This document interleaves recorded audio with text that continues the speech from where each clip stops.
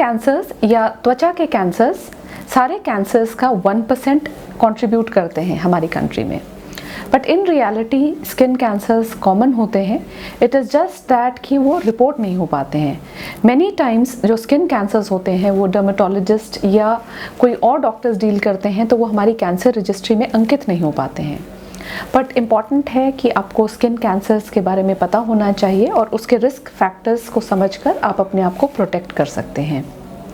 Skin cancers किन को हो सकते हैं? स्किन कैंसर्स यूजुअली जो लाइट कम्प्लेक्शन के लोग होते हैं उनको ज़्यादा होता है इन कंपेयर टू डार्कर कम्प्लेक्शंस। उसके अलावा आपकी रेस, जेनेटिक और भी कई फैक्टर्स डिक्टेट करते हैं कि स्किन कैंसर्स आपको हो सकते हैं या नहीं।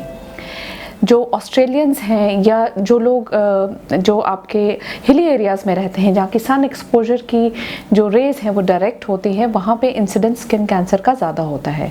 जो सनलाइट है उसका सबसे ज़्यादा डैमेजिंग जो स्पेक्ट्रम का हिस्सा है वो है UV rays. UV rays skin में कुछ डीएनए में चेंजेस लाके कुछ म्यूटेशंस कर सकता है, जिसके चलते आगे कैंसर्स डेवलप हो सकते हैं। इसके अलावा कोई भी क्रॉनिक इरिटेशन, यदि चमड़ी में किसी भी कारण से इरिटेशन हो रही है तो स्किन कैंसर्स हो सकते हैं।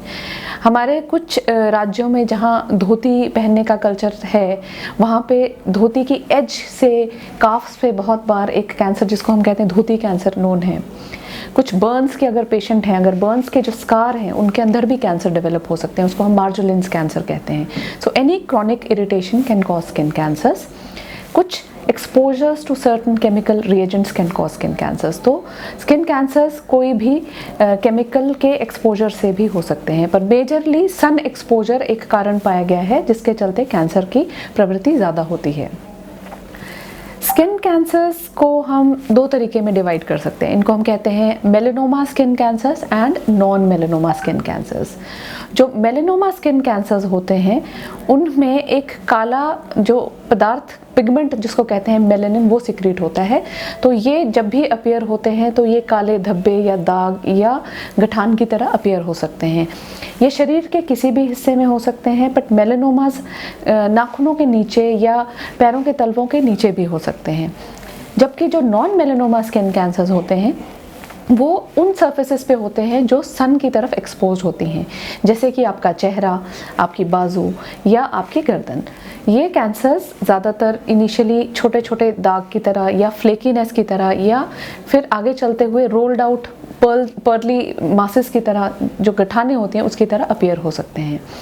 बट एक गोल्डन रूल आप मान के चलें, अगर आपके शरीर में कोई भी मस्सा या तिल है और उसमें कुछ तब्दीली आ रही है या बदलाव आ रहा है तो वो भी कैंसर हो सकता है। तो हम एक निमोनिक हमेशा कहते हैं ABCDE, उसको अगर आप याद रखें तो आप स्किन कैंसर्स के प्रति अपनी थोड़ी सी अवेयरनेस बढ़ा सकते हैं। A का मतलब है एसिमेट्री, अगर कोई मस्सा गोल आकार का था और उसके आकार में चेंज आ रहा है। B बॉर्डर, अगर उस जो तिल का बॉर्डर है वो इरेगुलर हो रहा है। C अगर उसका कलर चेंज हो रहा है। D अगर उसका डायमीटर, उसका आकार का साइज चेंज हो रहा है। E इरप्शन, वो फूट रहा है, तो वो कैंसरस हो सकता है। So I think it is important कि आप इन सब साइंस एंड सिम्टम्स का ध्यान रखें, अपने आप को सन से प्रोटेक्ट करें। तो कुछ लोग कहते हैं मैम, एक तरफ से कहते हैं विटामिन D की कमी हो जाएगी धूप से की, एक तरफ से कहते हैं सन से प्रोटेक्ट करें। So sun protection particularly is important for those people जो कि बहुत देर तक सन एक्सपोज रहते हैं, खासकर हिली टेरेन्स में रहते हैं जहाँ पे मैंने कहा कि यूवी रेज का जो डैमेजिंग इफेक्ट है वो ज़्यादा पाया गया है। Keep yourself covered and I think these are the things which can protect you against skin cancer.